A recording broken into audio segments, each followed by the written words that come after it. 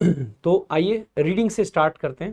तो पहले रीडिंग करेंगे, फिर डाउट्स लेंगे आपके, फिर अगर लगा आगे तो वोकैबुलरी भी ले लेंगे, नहीं तो फिर कंप्लीट कर देंगे। देखो रीडिंग आज का ये है, आपके सामने है पैसेज। मैं चाहूँगा कि एक बार आप भी पैसेज को पढ़ें पूरा, पूरा नहीं तो जितना एटलीस्ट पढ़ पाएँ उतना पढ़ें, ठीक है?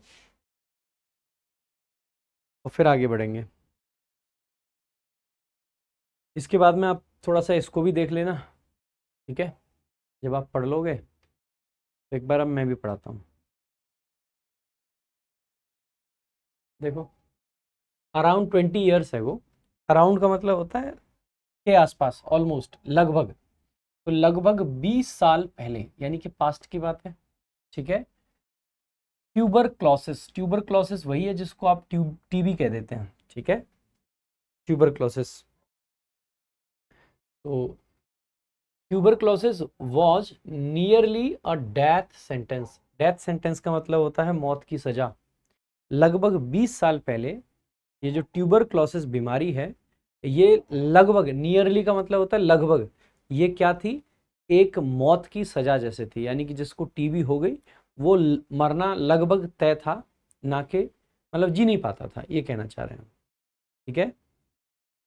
तो देख लेंगे एक बार पूरे सेंटेंसेस को। तो अराउंड एक एडवर्ब का काम करता है, और 20 ईयर्स एगो ये एडवर्ब ऑफ टाइम है, टाइम बता रहा है, और इसी को एम्फेसाइज करने के लिए, मतलब इसके बारे में एक्स्ट्रा इन्फॉर्मेशन के लिए अराउंड आ रखा है। यहाँ से सेंटेंस का सब्जेक्ट है ट्यूबरक्लोसिस, वॉज आपकी क्या है? वर्ब है, ठीक है? क्योंकि ट्यूबरक्लोसिस एक बीमारी का नाम है, तो सिंगुलर वर्ब वॉज आ गई। ये क्या थी? ये एक डेथ सेंटेंस थी, और इस पूरे के बारे में जानकारी देने के लिए नियरली आ रखा है, जो कि एक एडवर्ब है, ठीक है? आगे देखेंगे। गेथिया सेंटोरियम। तो ये सैनिटोरियम क्या होता है मेरे भाई? सैनिटोरियम क्या होता है? सैनिटोरियम होता है जहाँ पे जो मरीजों की केयर वगैरह करी जाती है ना, जहाँ पे जो लोग बीमारी बीमारी से उबर रहे होते हैं उनकी। तो एक ये गेथिया सैनिटोरियम है। नेसल्ड, नेसल करने का मतलब है इसकी लोकेशन बता रहे हैं कि ये कहाँ पे था। सो नेसल्ड इन द हिल्स, हिल्स में था। और ये कहाँ पे थी हिल्स? तो नियर काठगोदाम। सो काठगोदाम एक जगह का नाम है। ये बेसिकली गेथिया सैनिटोरियम था, जो कि हिल्स में था, काठगोदाम के पास में। तो ये क्योंकि सब्जेक्ट है, सब्जेक्ट के लिए वर्ब आ जाएगी आपकी वॉज, ठीक है? इट वॉज क्या था ये? इट वॉज अ प्लेस, एक प्लेस था जहां पर, प्लेस वेयर, प्लेस को दिखाने के लिए वेयर आ गया, जहां पर मैनी केम, मैनी यानी कि बहुत सारे लोग, केम यानी कि आते थे, टू अवेट, अवेट का मतलब होता है किसी चीज का इंतजार करना, ईदर हीलिंग और डेथ। यानी कि ये कहा गया है कि गैथिया सैनिटोरियम, जो कि नेसल्ड था इन द हिल्स, यानी कि पहाड़ों में, नियर काठगोदाम, काठगोदाम में, ये एक ऐसा स्थान था जहाँ पर बहुत सारे लोग आते थे, जो कि इंतजार करते थे या तो हीलिंग का, हीलिंग यानी कि ठीक होना, और या फिर डेथ का, ठीक है? या फिर डेथ का यानी कि मरने का, ठीक है? अमंग इट्स पेशेंट्स, और अमंग एक प्रेपोजिशन, इसका ऑब्जेक्ट है इट्स पेशेंट्स, तो इसका ऑब्जेक्ट आ जाएगा। अब सेंटेंस का सब्जेक्ट क्या है? तो आप पाओगे, देखो यहाँ पे ये वर्ब दे रखी है, वर, हैड, वॉज, हैड बीन, ये सब, ठीक है? बात किसकी चल रही है? पास्ट की। क्या पास्ट ऑफ पास्ट में गए हम? पास्ट के भी पीछे नहीं, तो इसका मतलब है हैड या हैड बीन तो नहीं आएगा। ये तो भाई पास्ट का परफेक्ट टेंस होता है, और ये हम तब लगाते हैं जब कोई काम कंप्लीट हो चुका होता है, ठीक है? तो ये नहीं आएगा। हमें वॉज या वर लगाना है। अब हमें ये देखना है कि सेंटेंस आपका जो है उसका सब्जेक्ट सिंगुलर है या प्लूरल। अब ध्यान देना कि ये तो अमंग प्रेपोजिशन का ऑब्जेक्ट है। अगर ये ऑब्जेक्ट है तो सेंटेंस का सब्जेक्ट क्या है? Captain Joshi's wife, captain Joshi की वाइफ। तो कैप्टन जोशी है ये कोई, इनकी वाइफ की बात कर रहे हैं, तो ये सब्जेक्ट है, सब्जेक्ट सिंगुलर है, तो इसका मतलब है वॉज का प्रयोग किया जाएगा। कई बार आप पाओगे कि इस तरीके के सेंटेंसेस बनते हैं कि पहले एक प्रीपोजिशन आएगा, फिर इसका ऑब्जेक्ट आ जाएगा, फिर आपका बेसिकली वर्ब आएगा, और फिर आपका बेसिकली सब्जेक्ट आ जाएगा। तो ये बड़ा कॉमन सा स्ट्रक्चर है, ठीक है? कई बार ऐसा भी होता है कि शुरुआत में देयर आ जाएगा या हियर आ जाएगा, ये तो आपने खूब देखा होगा। फिर आपकी वर्ब आती है, और फिर कहीं जाके आपका सब्जेक्ट आता है, ठीक है? तो ये बहुत कॉमन से स्ट्रक्चर्स हैं, तो ऐसा ही यहाँ पे भी स्ट्रक्चर लगा रखा है। तो कैप्टन जोशीज वाइफ, जिसका नाम था बानो, तो यहाँ पे वॉज आ जाएगा। अ बानो क्या थी, बानो के बारे में एक्स्ट्रा जानकारी दे रहा है, अ डेलिकेट यंग वुमेन। डेलिकेट का मतलब होता है नाजुक, यंग का मतलब जवान, और वुमेन यानी कि महिला, जो कि एक जवान नाजुक महिला थी विथ टीबी, और जिसको क्या हो रखा था, टीबी यानी कि ट्यूबर क्लोसिस, ठीक है, ट्यूबर क्लोसिस की बीमारी हो रखी थी। कैप्टन, कैप्टन जो कि क्या था, posted away after just 3 days of marriage. Captain जो कि पोस्टेड था, यानी कि जैसे उसकी शादी हुई उसके जस्ट 3 दिन बाद उसकी पोस्टिंग आ जाती है और कहीं वो चला जाता है, ठीक है। सो कैप्टन हु वॉज पोस्टेड लिखें या सिंपल पोस्टेड लिख दें। और ये कहाँ था, अवे यानी कि दूर, जिसकी दूर पोस्टिंग हो गई, कब हुई, तो आफ्टर जस्ट 3 days, सिर्फ 3 दिन बाद। किस चीज के 3 दिन बाद, मैरिज के। रिटर्न्ड, और वो कैप्टन रिटर्न करता है टू केयर फॉर हर, उसकी केयर करने के लिए, यानी कि क्योंकि उसकी वाइफ बानो को टीबी थी, तो वो बेसिकली वापस आता है उसकी केयर करने के लिए। विथ अनवेवरिंग डिवोशन, अनवेवरिंग का मतलब है जो एकदम ना, मतलब डटा डटा रहे। अगर कोई चीज अनवेवरिंग है, जैसे अनवेवरिंग फेथ हो सकता है, यानी कि जिस चीज को हिलाया ना जा सके, इस चीज को मतलब अपनी जगह से हटाया ना जा सके। तो अनवेवरिंग डिवोशन, डिवोशन का मतलब होता है किसी चीज के प्रति आपका समर्पण। तो ऐसा समर्पण था जो हिलेगा नहीं, ऐसा समर्पण था जो कम नहीं होगा, ठीक है, हटेगा नहीं। So unwavering devotion, treating their sanatorium days, और वे क्या कर रहे थे, वो ट्रीट कर रहे थे, ठीक है। एंड ट्रीटेड देयर, या तो एंड ट्रीटेड लिखते हैं या फिर उसको शॉर्ट करके हमने ट्रीटिंग कर दिया है। देयर सैनिटोरियम डेज, जो सैनिटोरियम में उनके डेज थे, उनको उन्होंने एज अ बिलेटेड हनीमून, यानी कि यहाँ पे ये कहा गया है कि एक मतलब जो पेशेंट थे, उन पेशेंट्स में से एक कौन था, कैप्टन जोशी की वाइफ बानो थी, जो कि एक डेलिकेट यंग वुमेन थी जिसको टीबी थी, ठीक है। कैप्टन जिसकी पोस्टिंग हो जाती है दूर सिर्फ 3 दिन बाद शादी के, वो रिटर्न करता है, यानी कि वापस आता है। किस चीज के लिए आता है, पर्पस क्या था, तो 2+V1 टू केयर, और केयर के साथ फॉर प्रेपोजिशन आता है, टू केयर फॉर हर, यानी कि उसका ख्याल रखने के लिए। विथ डैश मतलब विथ अनवेवरिंग डिवोशन, किस चीज के साथ आता है, डिवोशन यानी कि समर्पण के साथ में उस वापस आता है, ठीक है। और कैसा समर्पण था, अनवेवरिंग था, यानी कि वो उस चीज से हटेगा नहीं, ठीक है।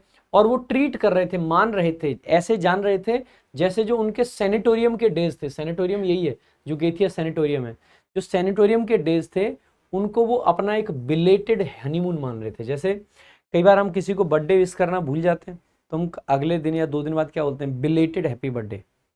सो बिलेटेड का मतलब क्या होता है, लेट जब हो जाता है। तो यहाँ पे भी क्योंकि जिस टाइम शादी हुई तब तो ये हनीमून के लिए कहीं गए नहीं होंगे, ठीक है, तो यहाँ पे इसको बिलेटेड हनीमून उन्होंने मान लिया। इन प्रपोजिशन है, आगे उसका ऑब्जेक्ट है, in the dash of sorrow their love blossomed. ये जो सॉरो था यानी कि दुख था, दुख इसलिए था क्योंकि टीबी थी, और टीबी के लिए अगर सैनिटोरियम में गए, और यहाँ पे पहले ही कह दिया कि 2 ही काम होंगे, या तो हील हो जाएगा और नहीं तो डेथ है। और शुरुआत में ही कहा गया कि टीबी को माना जाता था एक डेथ सेंटेंस, माना जाता था कि टीबी का मरीज सही नहीं होगा। यानी कि सॉरो तो है भाई, दुख है, अगर वाइफ को टीबी हो गया तो दुख तो हो गई। तो इन डैश ऑफ विथ, यहाँ पे in the dash of sorrow, sorrow के समय में, देयर लव उनका जो प्यार था, ब्लॉसम्ड, ब्लॉसम करने का मतलब है किसी चीज का फलना फूलना, ठीक है। तो उस सब दुखों के बीच में, उन दुखों के बीच में उनका जो प्यार था वो फलता फूलता है। जेंटल यानी कि बहुत शरीफ सा, पेशेंट यानी कि बहुत पेशेंस के साथ में, और प्योर यानी कि उनके प्यार में प्योरिटी है। तो इन द डैश, क्या इन द सेंटर लिख देंगे, बेटा दुख का कोई सेंटर नहीं होता है, दुख की कोई कोर नहीं होती है, दुख का कोई क्रक्स नहीं होता है। इन द मिडस्ट लिखेंगे, इन द मिडस्ट का मतलब है उसके बीच में, in the middle basically. So in the midst of sorrow, तो उस दुख के बीच में उनका जो प्यार था वो ब्लॉसम करता है। पूरी की पूरी एक कहानी है और पास्ट की कहानी है, ठीक है, ठीक है। तो ये इस तरीके से हो जाएगा। आगे Ayush Sharma sir, comprehension parsing कराएं और उसके क्वेश्चंस, क्लोज टेस्ट से फायदा नहीं मिलेगा सर। लेट मी डिसाइड यार, मुझे डिसाइड कर लेने दो कि क्या पढ़ाना है, या आप ही लोग बता दिया करो कि आज सर ये पढ़ा दो, बस सिर्फ ये बता दो, ये पॉइंट बता दो, बाकी हम अपने आप देख लेंगे, ऐसा कर लो। और अगर यही करना है, आपको अपने हिसाब से ही देखना है, तो कहीं और पढ़ लो जाके, ठीक है। Don't disturb the class strictly. अगर अननेसेसरी कमेंट्स आएंगे, अननेसेसरी बातें होंगी तो ब्लॉक और कर दूंगा आपको। इसके फोकस को वो करो, कर दिया। अननेसेसरी एडवाइस अगर दोगे तो ब्लॉक कर दूंगा। अरे थोड़ा सा दिमाग तो लगाया करो कि 5 क्वेश्चन आते हैं प्री में क्लोज टेस्ट के, जहां पे पैसेज का एक भी नहीं आता है। एरर डिटेक्शन के 2 क्वेश्चन आते हैं, जिसके लिए पूरा साल भर ग्रामर पढ़ते रहते हो, घसीटते रहते हो ग्रामर को। क्लोज टेस्ट के 5 क्वेश्चन आते हैं, उसको ना कराऊं तुम लोगों को।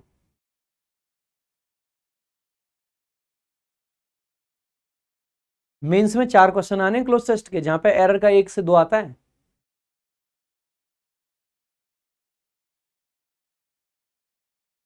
है ना, तुम्हारे हिसाब से चलूं मैं?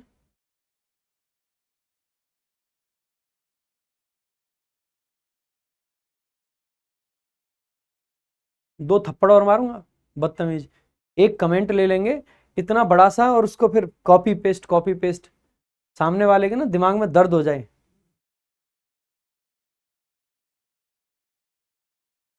पढ़ना है तसल्ली से पढ़ा करो, और जो पढ़ा रहा हूं बहुत सोच समझ के और अच्छे से पढ़ा रहा हूं। ये क्लोज टेस्ट बहुत वैल्यूएबल चीज है। इसमें मैं पार्सिंग भी कर रहा हूं, इसमें मैं पैसेज के क्वेश्चन भी करा रहा हूं, इसमें मैं क्लोज टेस्ट भी करा रहा हूं, इसमें जितने इंपॉर्टेंट वर्ड्स आते हैं मैं उनको भी बता रहा हूं।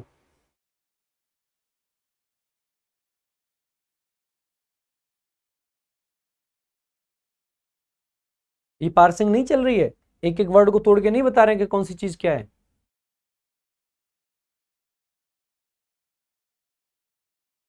आगे देखेंगे देयर लाइव्स क्या है यहाँ पे, अगला यहाँ से देखो नया पैराग्राफ शुरू हुआ है। देखो जब हम पूरा एक यूनिट को देख रहे हैं तो ये पूरा पैसेज है। पैसेज के अंदर छोटे छोटे पैराग्राफ होते हैं, जैसे ये पहला पैराग्राफ है, ये दूसरा पैराग्राफ है, ये तीसरा पैराग्राफ है, ठीक है। तो नया पैराग्राफ शुरू हुआ है, तो देयर लाइव्स आपका क्या बनेगा, सब्जेक्ट, क्योंकि सब्जेक्ट प्लूरल है तो वर आ गई, वर्ब आपकी। वर सराउंडेड, पास्ट की बात चल रही है इसीलिए ये है। सराउंडेड आपका क्या है, यहाँ पे वर्ब की थर्ड फॉर्म है, ये पैसिव स्ट्रक्चर है। उनकी जो जीवन था, उनकी जो लाइफ थी, वो सराउंडेड थी, यानी कि घिरी हुई थी। किस चीज से घिरी हुई थी, बाई प्रेपोजिशन आ गया, उसका ऑब्जेक्ट है अदर सफरिंग पेशेंट्स, यानी कि जो उनका जीवन चल रहा था वो बाकी के, सफरिंग का मतलब है, देखो पेशेंट्स आपका नाउन है, इसके लिए एडजेक्टिव है सफरिंग। सफरिंग का मतलब है जो झेल रहे थे, क्या झेल रहे थे, टीबी को झेल रहे होंगे, ऑब्वियस सी बात है, ठीक है। तो सफरिंग पेशेंट्स इंक्लूडिंग, जिसमें शामिल था क्या, अ लाइवली नेपाली वुमेन। तो इंक्लूडिंग एक प्रेपोजिशन है जिसका ऑब्जेक्ट है अ लाइवली नेपाली वुमेन, जिसमें वुमेन आपका नाउन है, नेपाली नेशनलिटी को दिखाने वाला एडजेक्टिव है, और लाइवली उसके बारे में एक डिस्क्रिप्शन देने वाला एडजेक्टिव है, ठीक है।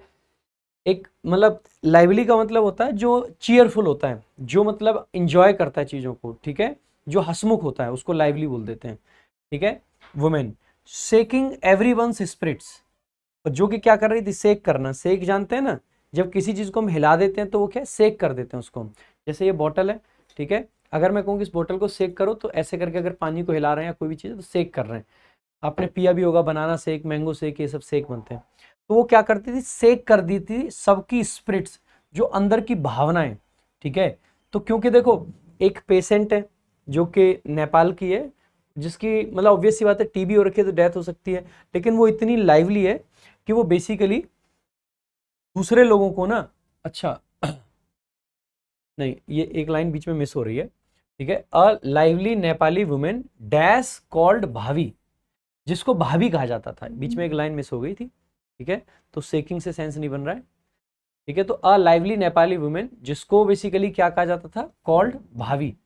तो यहाँ पे लवली कॉल्ड, लवली का मतलब, लवली एक एडजेक्टिव होता है। अब यहाँ पे कॉल्ड आपकी क्या है, वर्ब है। वर्ब के लिए आपको क्या चाहिए, आपको सर एडवर्ब चाहिए, ठीक है। सो जिसको भाभी कहा जाता था, सो लवली तो एक एडजेक्टिव होता है, लवली का मतलब है शानदार, बढ़िया, कोई भी चीज। फॉन्डली का मतलब होता है प्यार से। सो जिसको फॉन्डली कॉल्ड भाभी, जिसको प्यार से भाभी कहा जाता था। नेपाल की एक महिला थी जिसको प्यार से भाभी कहा जाता था, तो ये फॉन्डली हो सकता है, प्यार से कहा जा रहा है। लोली, लोली का मतलब होता है लो तरीके से, तो आप कहोगे इसका तो कोई सेंस ही नहीं बनेगा। एक है अफेक्शनली, देखो अफेक्शन जो होता है ना वो प्यार होता है, लेकिन अफेक्शनली जो है ये एडवर्ब नहीं बनता है। आपका जो एडवर्ब बनता है ना वो बनता है अफेक्शियोनेटली। अफेक्शियोनेटली का मतलब होता है प्यार से, तो अफेक्शियोनेटली होता तो वो आंसर हो सकता था, लेकिन यहाँ पे करेक्ट आंसर हो जाएगा फॉन्डली। फॉन्डली यानी कि प्यार से, फॉन्डली कॉल्ड भाभी, तो प्यार से उसको भाभी कहा जाता था। हुज ह्यूमर, जिसका ह्यूमर जो था, lit up the gloomy sanatorium. तो यहां से एक बार पूरा दोबारा से समझा देता हूँ। देयर लाइफ सब्जेक्ट है, वर आपकी वर्ब है, सराउंडेड मेन वर्ब आ जाएगी, पैसिव स्ट्रक्चर है, बाई प्रपोजिशन जिसका ऑब्जेक्ट है other suffering patients, including preposition है जिसका ऑब्जेक्ट है अ लाइवली नेपाली वुमेन। ठीक है, फॉन्डली कॉल्ड, अभी इसको शॉर्ट कर दिया गया है, हु वॉज फॉन्डली कॉल्ड, इसको ऐसे लिखना था लेकिन क्लॉज को रिड्यूस करके पार्टिसिपल बना दिया गया कॉल्ड, तो फॉन्डली कॉल्ड भाभी, ये एक अलग से एक्स्ट्रा फ्रेज है, क्लॉज है। ठीक है, हुज ह्यूमर, ये आपकी रिलेटिव क्लॉज शुरू हो जाती है यहाँ से एक और, जिसका ह्यूमर, तो ये सब्जेक्ट बना। लिट अप, लाइट अप करने का मतलब है ना किसी एकदम से, कहते हैं आग लगा दी, आग। ठीक है, तो एकदम आग लगा देता था किसमें, तो द ग्लूमी सैनिटोरियम, ग्लूमी का मतलब होता है जो सैड होता है, सलन होता है, मोरोज होता है, ठीक है, उसको बोलते हैं।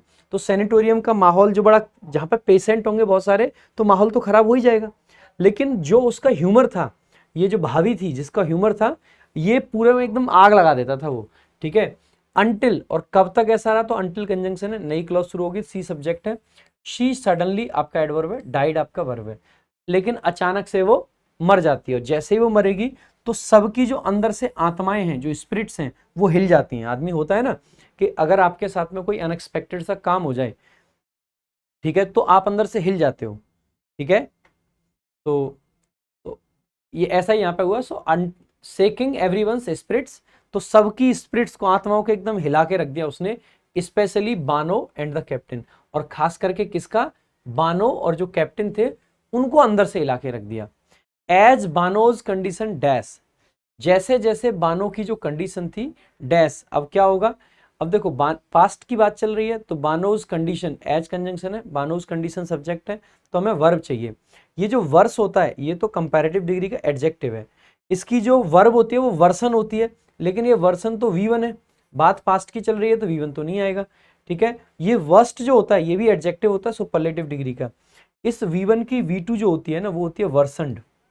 तो जैसे जैसे बानो की कंडीशन खराब हुई, ठीक है, so as Bano's condition worsened, the sanatoriums rule forced terminal patients to leave, जो सैनिटोरियम के जो रूल थे वो फोर्स करते थे जो टर्मिनल पेशेंट्स थे, जो बिल्कुल पेशेंट्स की हालत जब खराब हो जाती थी उनको जाना ही पड़ता था। ठीक है, टू लीव, तो यहां से देखेंगे तो एज बानोज कंडीशन ये वर्सनड, द सैनिटोरियम्स रूल ये सब्जेक्ट है। ठीक है, फोर्स्ड वर्ब है, क्या फोर्स करते थे, टर्मिनल पेशेंट्स को क्या करने के लिए, लीव करने के लिए। Captain tried to hide the truth, जो कैप्टन था उसने ट्राई किया, क्या ट्राई किया, टू हाइड, हाइड करना यानी छुपाना, क्या छुपाना, द ट्रूथ। ठीक है, विथ चीयर, कैसे छिपा रहा था, चीयर के साथ यानी खुशी के साथ। जब बानो को बोला गया कि भाई अब आप घर जाइए, तो बानो समझ ही जाएगी कि ऑब्वियस सी बात है कि अब जो डेथ है वो ज्यादा दूर नहीं, लेकिन जो कैप्टन था उसने कोशिश की कि यार खुश रह के ऐसा लगे कि बानो को पता ही नहीं चले कि क्या हो रहा है। ठीक है, बट बानो सेंस्ड इट, लेकिन बानो ने पहचान लिया कि भाई अब समय निकट आ गया है। ठीक है, दैट नाइट, और उस रात, ही सैंग टू हर, उसने उसको गाना गा के सुलाया कैप्टन ने। आप देख रहे हो प्यार, जहां पे पता है कि बचने की, ये एक्चुअली में ना रियल लव होता है, ये निब्बा निब्बियों जैसा प्यार नहीं है। This is what love is. Love is not about कि आप पब्लिकली चीज़ों को जाके फ्लॉन्ट करें, लोगों को दिखावा करें, सोशल मीडिया पे दिखावा करें। Love is all about care, love is all about understanding, एक दूसरे को समझना, एक दूसरे का ख्याल रखना, ये होता है प्यार करने का एक्चुअल तरीका। ठीक है, प्यार को तो आजकल लोगों ने ना, मतलब एक टीचर या कोई भी पर्सन जब वीडियो में या सोशल मीडिया पे या कहीं पे प्यार शब्द यूज करता है, तो एक ऐसा फील लोगों ने जनरेट कर दिया है जैसे वो कोई गलत बात कर रहा हो। आज सोसाइटी की ये रियलिटी है कि अगर जैसे मेरा जैसा कोई आदमी है, मैं टीचर हूँ, और being a teacher I can, मतलब I should proudly talk about love. ठीक है, क्योंकि ये एक, this is one of the purest feelings, है ना, जितनी भी फीलिंग्स आपकी होती है उनमें से सबसे प्योर फीलिंग्स में से एक है। So I should be allow, मतलब मुझे तो बोलना ही चाहिए, मैं यही कहूँगा आपको, ठीक है। So I should talk about it. But आजकल जो लोगों ने लव की डेफिनेशन बना दी है उसके हिसाब से ऐसा होता है कि जब मेरे जैसा कोई टीचर या कोई और टीचर ऐसे लव शब्द को यूज करेगा क्लास में तो लोग उसको ना गलत समझेंगे, समझेंगे कि यार कैसा अश्लील आदमी है। तो प्यार को अश्लीलता से ज़्यादा जोड़ दिया गया है, बट जो प्यार है ना वो अश्लीलता नहीं है। This is what love is, ठीक है। जो ट्रू लव होता है वो इस तरीके का होता है कि एक पर्सन की बिल्कुल डेथ होने वाली है लेकिन जो कैप्टन है वो ट्राई कर रहा है कि भाई कैसे भी सच छुपा रहे, इसकी जो खुशी है, जो एक सेकंड की भी अगर खुशी है उसको मैं कैसे मेंटेन कर सकता हूँ। But Bano sensed it, Bano ने उस बात को सेंस कर लिया कि भाई साहब समय आ गया। दैट नाइट, और उस रात क्या होता है, ही सैंग टू हर, उसने उसके लिए गाना गाया। बट लेकिन बाई मॉर्निंग, सुबह तक सी वॉज गॉन, वह जा चुकी थी। सी वॉज गॉन। हर साड़ी, जो उसकी साड़ी थी, वॉज फाउंड, पाई गई कहाँ पे, डैश अ स्ट्रीम। स्ट्रीम होता है जो धारा बह रही होती है ना कहीं पे, वो तो स्ट्रीम के पास में। नियरली तो आपका एडवर्ब होता है, हमें क्या है, फाउंड आपका वर्ब है, यहाँ पे एक प्रेपोजिशन चाहिए जिसका ऑब्जेक्ट ए बन पाएगा, स्ट्रीम, ठीक है।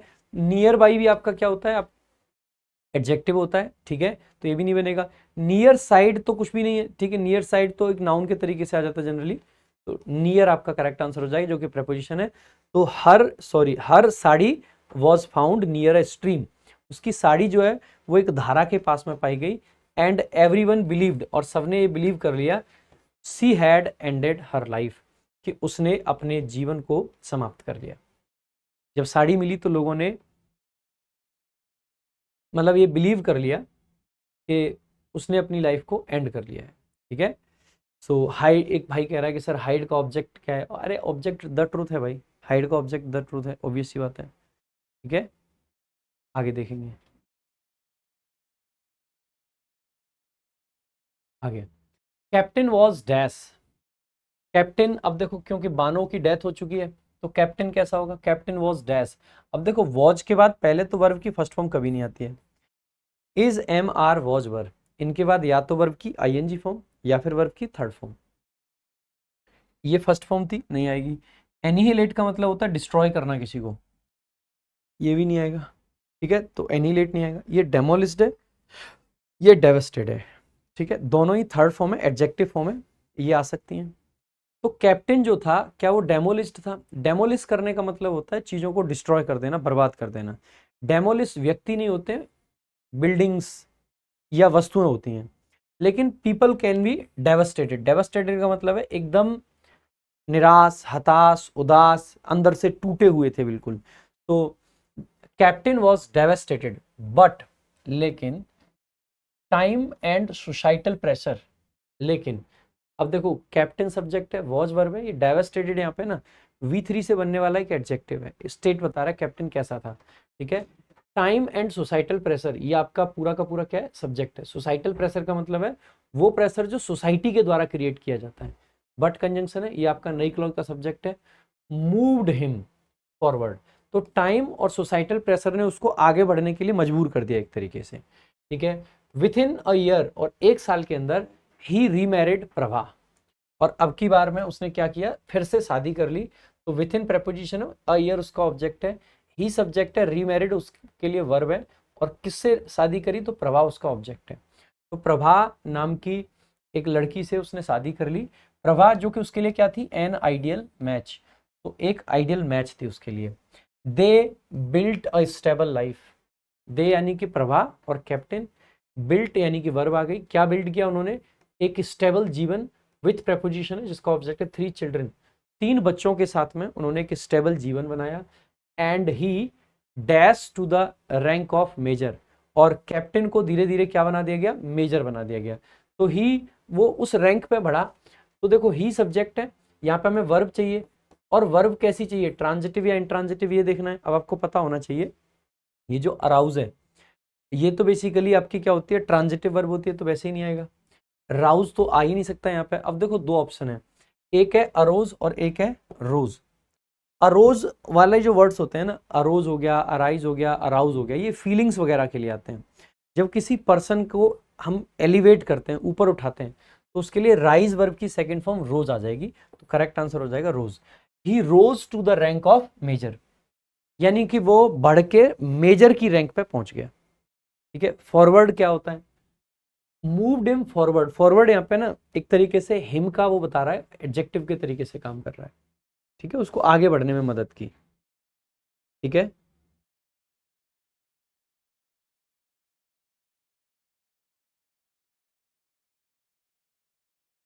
आगे देखेंगे। ठीक है, तो ये हो गया, तो मेजर बन गया 16 ईयर्स डैश, 16 ईयर्स डैश। अब 16 साल बाद, while passing Gethia with his family, जब वो पास कर रहा था, तो वाइल आपका एक प्रपोजिशन के तरीके से काम कर रहा है, जिसके आगे वर्ब की आईएनजी फॉर्म है पासिंग। क्या पास कर रहा था? तो गेथिया उसका ऑब्जेक्ट है, विथ प्रपोजिशन जिसका ऑब्जेक्ट है हिज फैमिली। 16 साल बाद, बाद तो बिफोर तो नहीं आ सकता है, आफ्टर एक प्रपोजिशन है जिसके बाद में कुछ आना चाहिए। 16 ईयर्स आफ्टर नहीं लिखेंगे, 16 ईयर्स लेटर लिखते हैं, ना कि आफ्टर। ठीक है, तो 16 ईयर्स लेटर। 16 ईयर्स एगो का मतलब है 16 साल पहले, तो 16 साल पहले की नहीं, 16 साल बाद की बात है।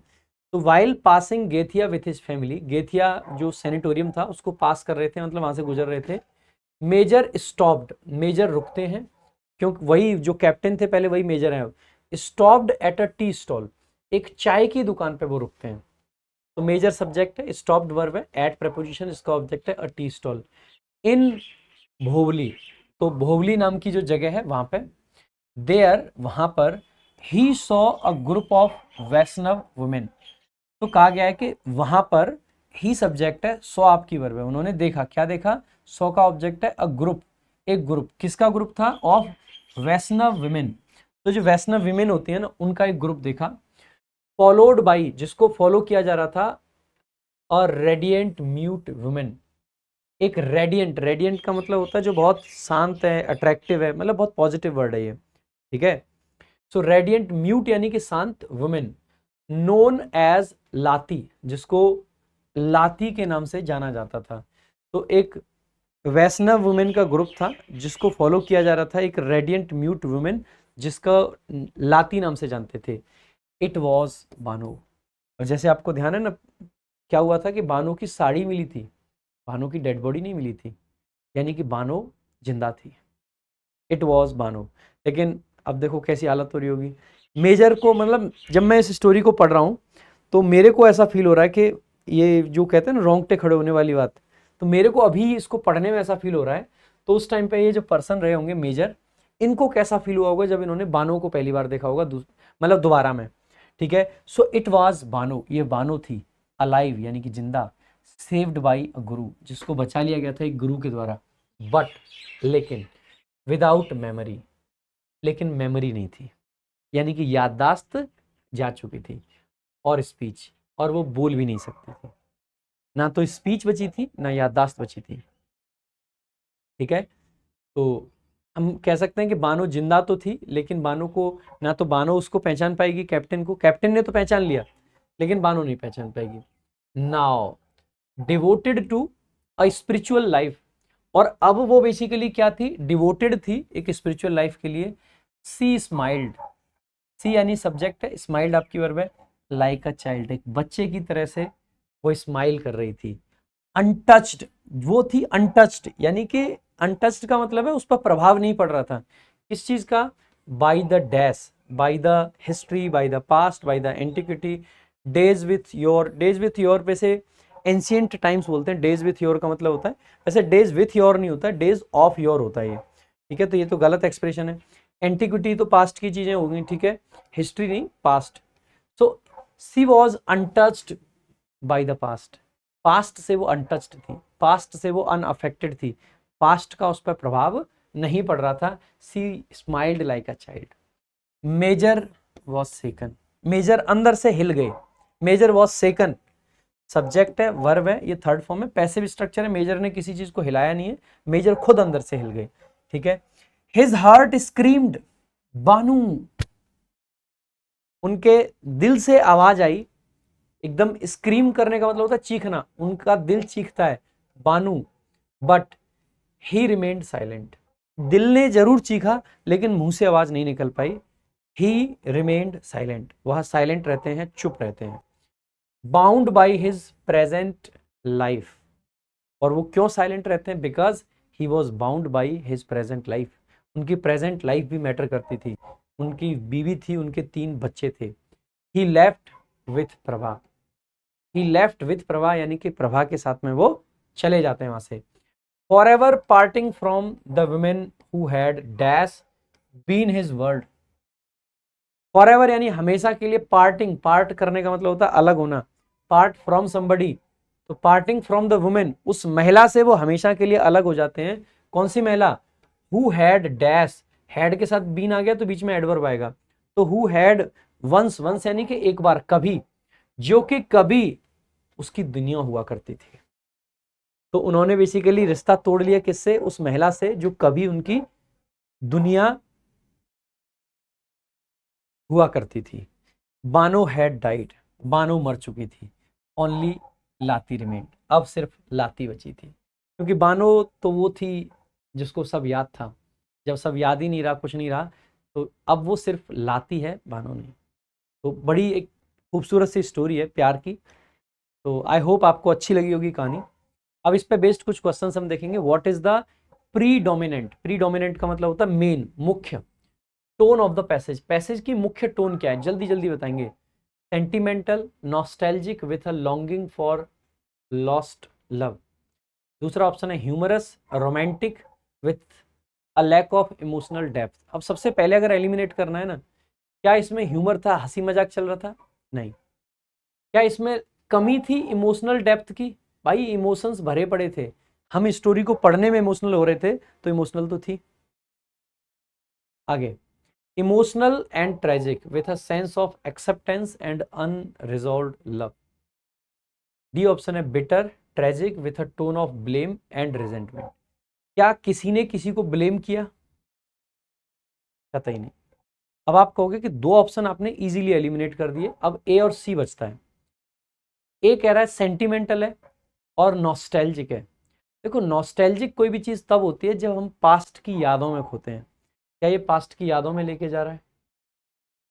नहीं। दूसरा, with a longing for lost love, longing for lost love अगर होता तो जो मेजर थे, जो कैप्टन थे, वो बानों को देख के चुप नहीं रहते, फिर वो बानों को पाने की कोशिश करते।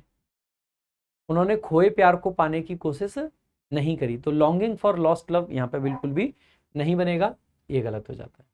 सी में देखेंगे, इमोशनल है, आप सब इमोशनल भी हुए होंगे। बहुत ट्रेजिक सी घटना है, क्योंकि एक ऐसा प्यार जो कि बहुत बढ़िया से ब्लॉसम कर रहा था, वो एक बीमारी के चलते अलग हो गया। सो ट्रेजिक है, बिल्कुल है।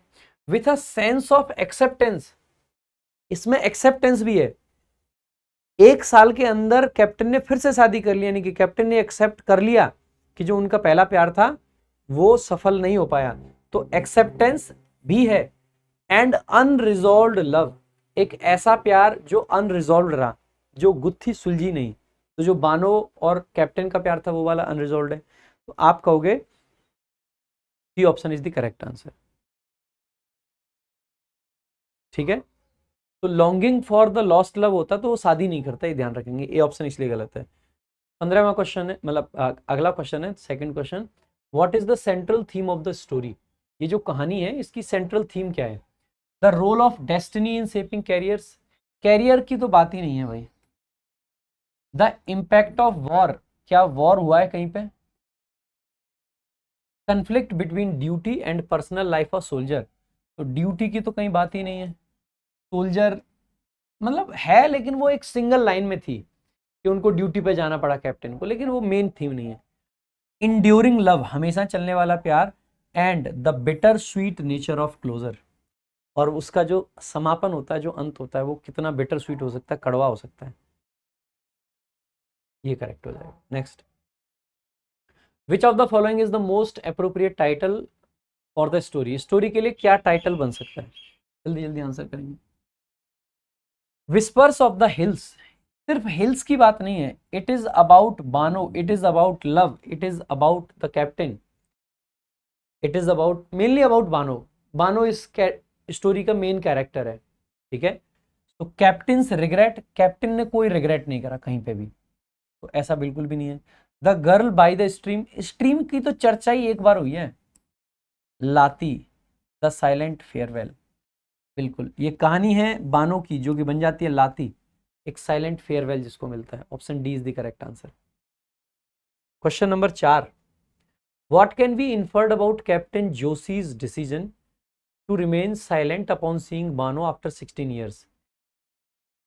क्योंकि कैप्टन जोशी जो है वो साइलेंट रहे 16 साल बाद बानो को देख के, इस बात से आप क्या निष्कर्ष निकालते हो, ये पूछा गया है। ही डिड नॉट रिकॉग्नाइज, क्या पहचाना नहीं? बेटा जी पहचान तो लिया था, ये ऑप्शन नहीं हो सकता है।